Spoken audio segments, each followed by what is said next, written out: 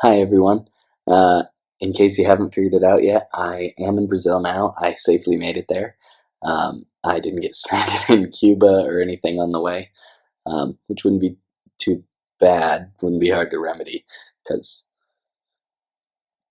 I was going to make some political joke and I couldn't come up with a punchline in time. I'm sorry about that. Okay, so this is an update on my campaign and on my life, kind of, sort of.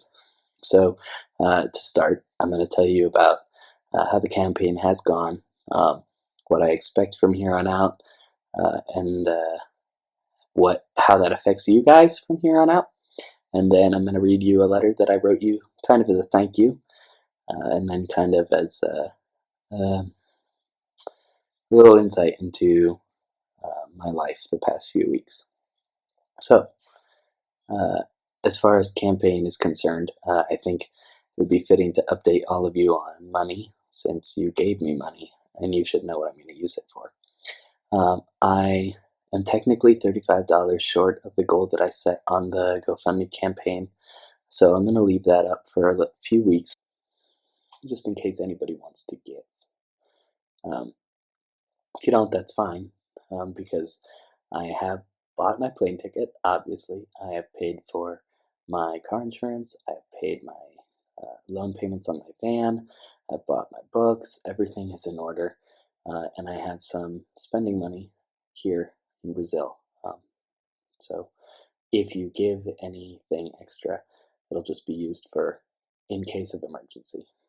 Um, and I hope that I don't have to do that. So yeah, there's that. You can give if you'd like. I won't turn down money because it can always be used. But I honestly don't think I need it. I'm fine. So thank you. Um, yeah, I don't think that I really have anything more to update you on regarding the campaign. Yep, I think I ended a phrase with a preposition. That's wrong. It's fine. We'll deal with it. Um, so yeah, I'm going to read this letter and then we'll sign off.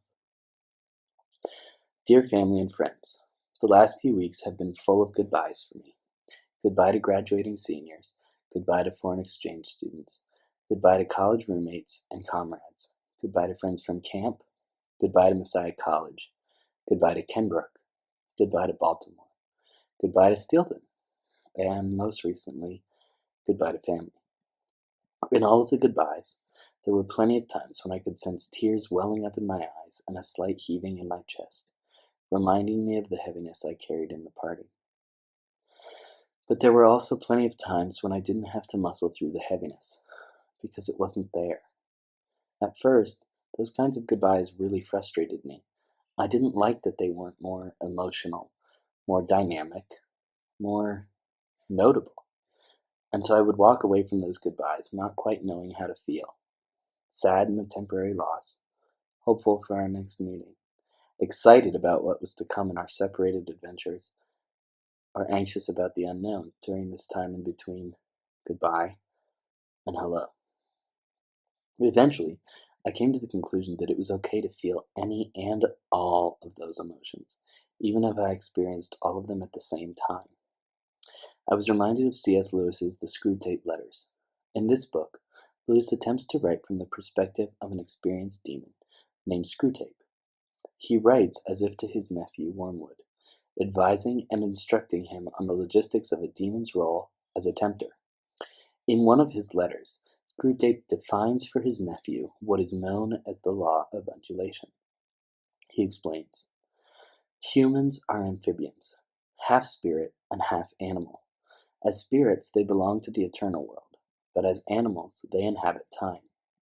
This means that while their spirit can be directed to an eternal object, their bodies, passions, and imaginations are in continual change. For as to be in time means to change. Their nearest approach to constancy, therefore, is undulation, the repeated return to a level from which they repeatedly fall back, a series of troughs and peaks. If you had watched your patient carefully, you would have seen this undulation in every department of his life. His interest in his work, his affection for his friends, his physical appetites, all go up and down. As long as he lives on earth, Periods of emotional and bodily richness and liveliness will alternate with periods of numbness and poverty. The dryness and dullness through which your patient is now going are not, as you fondly suppose, your workmanship. They are merely a natural phenomenon. It became evident to me that I was once again experiencing this undulating process as these goodbyes prepared me for the summer of a lifetime. I was caught in the back and forth of wanting the homeostasis of my various relational and environmental systems, but also knowing that it was time for me to move on to something different and wanting to be okay with that. And so, here I am, in the country of my second citizenship, definitely something different, surrounded by a language of which I know very little and of which I can speak even less. And my heart is both here and away all at once. In all of the ambiguity and the mixed emotions, I am left with a choice, and I choose to be here. Heart, soul, body, strength, and mind. So thank you for making this duality, this opportunity, this dream, this ambiguous blessing a reality. I pray that as you too embark on your various adventures this summer, this year, and this lifetime, that you might be so kind as to hold me in your hearts and prayers as I hold you in mine. Goodbye, friends, or rather, until next time. Until this undulation brings us to our next hello. Much love, Marcus.